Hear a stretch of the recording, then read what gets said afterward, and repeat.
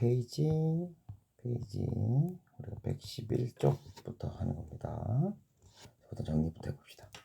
우리가 이제 다항식에 대한 걸 해야 되는데 이걸 알려면 우리가 필요한 것들이 좀 있어요.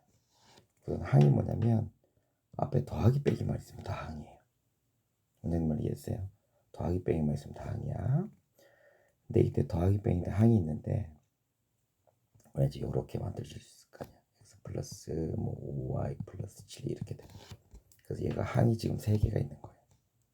이렇게 모양이 지금 다 다르죠. 다를 때만 돼요. 같으면 우리가 걔를 어떻게 해야 돼. 지금 다른 거는 안 하고 있습니다. 그래서 얘는 미지수가 x죠. 그래서 얘는 이름이 x항이에요. 얘는 뭐겠어? y항이겠지. 그럼 이거는 어떻게 되겠어? x제곱항이 되는 거야. 그래서 이 미지수랑 지수를 가지고 항의 이름을 만들어낼 수 있어요. 그럼 이렇게 숫자만 있는 거 있죠. 이걸 우리가 상수항이라는 거야. 숫자만 있는 거야. 됐니? 응. 자, 그 다음에 개수는 문자 앞의 수를 개수라고 합니다. 즉 여기서 x항의 개수는 4예요. 그러니까 이렇게 지정을 해줘야 돼. x항의 개수는 4예요. y항의 개수는 5예요. 이렇게. 선생님 말 무슨 말이 됐죠? 4x의 제곱 마이너스 7y 플러스 7이면 얘가 항의 이름이에요. 더하기 빼기가 항이고 요게 개수. 이름 딱 정확하게 돼. 얘는 상수항. 더하기 빼기 있는 거. 이렇게 됩니다. 자, 그럼 다항식은 뭐냐면 더하기 빼기가 있고 뭐 숫자가 됐든 문자가 됐든 이렇게만 하면 다 돼. 이것도 다항식이고 4x 이것만 있어도 다항식이에요. 됐냐? 다항식이야. 근데 중요한 거는 분모에는 있으면 안 돼요. 분모에 미지수가 있으면 안 돼요. 왜 미지수가 있으면 안 되냐면 보세요. 우리가 5분의 0이 있지. 얘는 0이라고 할 수 있어요. 0분의 5는 아무것도 아니야. 왜 그러냐면 우리가 분수는 보세요. 내가 5개로 나누었을 때 한 개도 안 가져가는 거니까 이렇게 5개가 있으면 한 개도 색깔 칠하지 않으면 되거든. 그래서 한 개도 안 칠했어요. 이렇게 돼. 근데 얘는 나누질 않았던 거야. 그러니까 아예 성립이 안 되는 거야.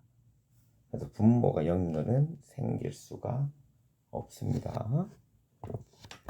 그래서 다항식은 미지수가 분자 자리만 있어야 돼. 뭐라고? 다항식은 미지수가 어디 있어야 돼? 미지수가 분자에만 있어야 돼. 그러면 다항식은 뭐냐? 혼자 있는 거. 즉 다항식 중에서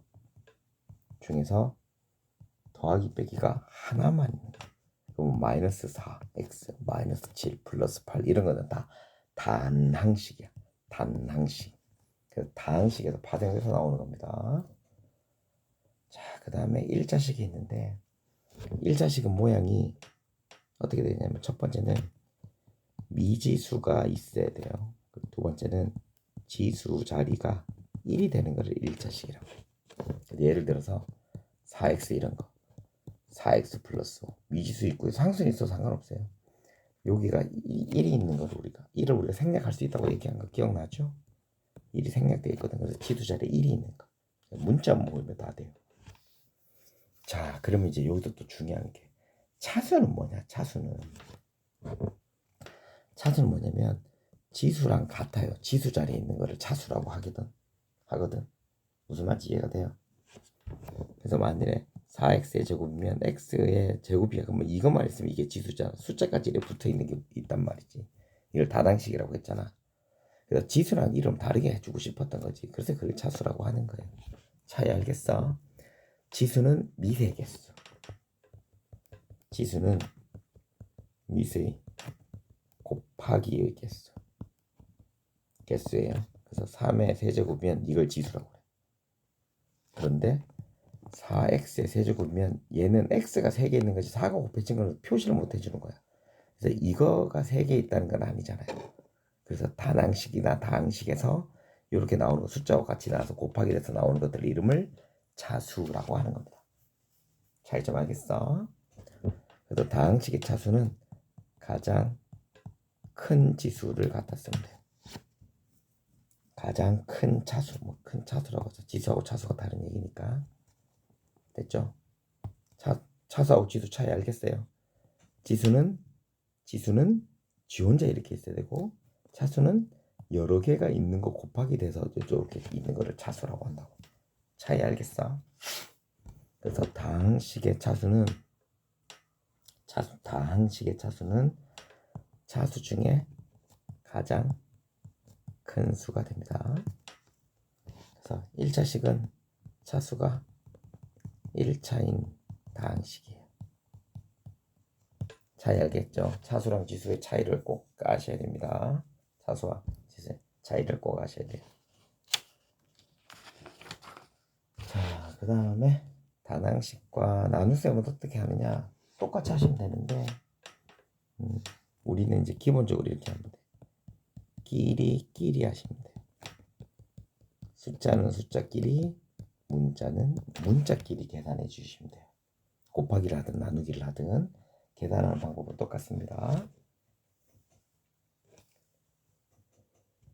그리고 우리가 뭐 이런 거지 뭐 7 곱하기 4a를 하고 싶어.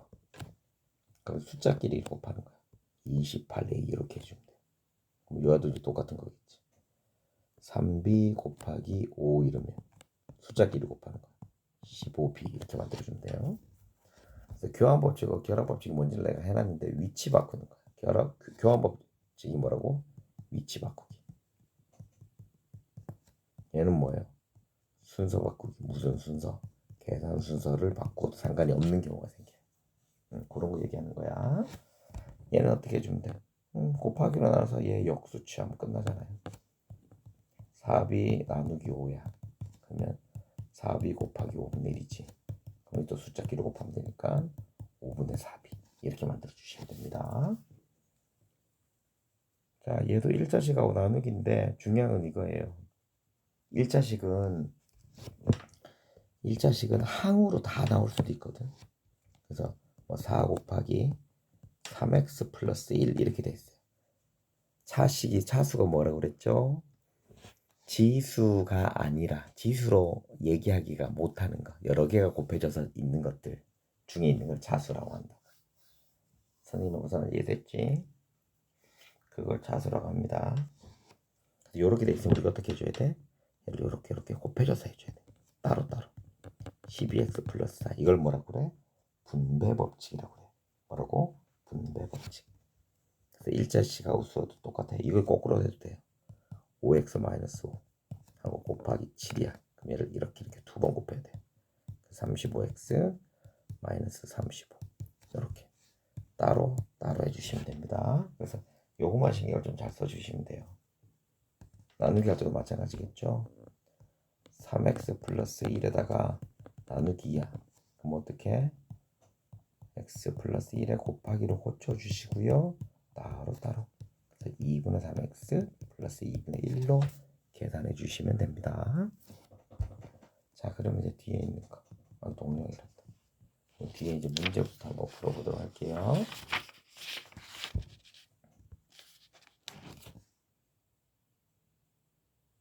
자, 문제 보도록 합시다. 표를 완성하래. 다항식이에요. 다항식은 항이 여러 개 붙어 있으면 다 다항식이라고 했다. 그래서 혼자 있어도 이것도 얘는 다항식도 되고 단항식도 되는 거야. 같이 있는 거예요. 이런 거는. 자, 상수가 뭐라 그랬어? 숫자만 있는 거. 끊을 때 이렇게 끊어야 된다고 그랬다. 숫자만 있는 거. 그래서 플러스 5, 플러스 2, 마이너스 1. 근데 우리 플러스를 생략하기로 했으니까 5하고 1만 하면 돼. 개수는 뭐라고 그랬죠? 문자 앞에 수인데 이때는 곱하기가 되어 있는 것만. 그래서 x는 요거죠. x항. 그럼 개수는 2예요. y의 개수는 얼마? 마이너스 3분의 1. 원장님이 항이 뭐라고 그랬어? 플러스 마이너스지. 그래서 끊으실 때 항상 플러스 마이너스를 기준으로 끊어야 돼요. 요렇게. 그래서 요것들을 다 한꺼번에 가져야 돼. x의 개수는 x제곱의 개수는 4고요. x의 개수는 1이 생략되어 있으니까 1이에요. 자, 다항식의 차수는 뭐라고? 지수하고 다르다 그랬다. 지수는 밑이 있고 있어야 돼. 차수는 여러 개가 곱해져 있는 상태에서 이걸 차수라고 그래. 좀 차이가 있습니다. 그래서 여기는 미지수 앞에 있는 게 있으니까 1자씩, 얘들이니까 1자씩, 2가 크죠? 2자씩. 그래서 다항식의 차수는 그 항에서 제일 큰 차수를 하는 겁니다. 다항식이 뭐라 그랬죠? 더하기 빼기 하나만 있는 거. 두 개 있어서 한데 하나 되고 얘도 하나만 있는 겁니다. 곱하기가 돼 있는 거니까 곱하기 되는 건 상관없어요. 우리는 더하기 빼기만 보는 거야. 더하기 두 개 있어서 한대요. 분모 있으면 안 된다고 그랬어. 1자식은 뭐라고 그랬어? 차수가 1이 되는 거죠. 2라서 안 돼요. 분모 있어서 안 돼요. 1이라서 돼요. 상수라서 안 돼요. 얘는 없어지는 거 0이에요. 계산이 끝나야 돼. 그래서 원장님 항상 이런 거 할 때 계산이 끝났는지 안 끝났는지 확인을 하라고 그랬다. 이것만 나오니까 이것도 돼. 계산하래. 계산할 때는 어떻게? 숫자는 숫자끼리, 문자는 문자끼리. 숫자, 문자, 끼리. 두 번째는 분배 법칙을 쓸 수 있는지 없는지를 보자고 그랬지. 얘는 상관없죠. 여기서 분배 법칙 쓸 수 있는 건 없어요. 다 그냥 하면 돼요. 얘는 6A. 그 밑에 있는 거하고 좀 확인해 볼까? 이런 것들이죠. 요렇게 항들이 있으면 요렇게 해줘야 되는 거야. 그래서 4번하고 5번이 그거 분리 좀 해놓은 거예요. 얘는 곱하면 되니까 3x고요. 얘는 12a 곱하기 6분의 1 약분해야 되지. 그래서 2a가 돼요. 얘는 부호 마이너스니까 플러스로 고쳐주고 하셔야 돼요. 18x 곱하기 2분의 3 하니까 9. 그러면 27x. 얘는 부호 마이너스 해놓고 30x고요. 얘는 두 개니까 플러스 고치고 10a고요. 얘는 6y 곱하기 3분의 2가 되죠. 약작 곱하니까 4y. 얘도 부호 마이너스부터 해놓고요. 6분의 5a 곱하기 3이니까 마이너스 2분의 5a가 됩니다. 부호부터 신경 써주셔야 됩니다. 얘는 어떻게 하자고? 항이 아니니까 우리가 얘 괄호 안에 있는 거 살리자고 그랬지. 그래서 이렇게 곱하기를 해주는 거. 그래서 3x 마이너스 2 곱하면 마이너스 9a 플러스 6 곱하면 마이너스 1개니까 마이너스 2개니까 플러스 꽂혀놓고 하는 거예요. 곱하면 한 개씩 하세요. 마이너스 14y 마이너스 3분의 5 곱하기로 고치면 2분의 1이에요. 그래서 얘들 뒤로 곱하면 부호는 마이너스 약분되니까 7y 얘들 둘이는 마이너스 6분의 5 더하기 빼기 하는 거를 물어보시면 좀 그래. 또 마이너스 9분의 1 b 더하기 7분의 4 곱하기 2 되죠. 얘를 뒤로 곱하면 마이너스 9분의 2 b 얘를 뒤로 곱하면 더하기 7분의 8 돼.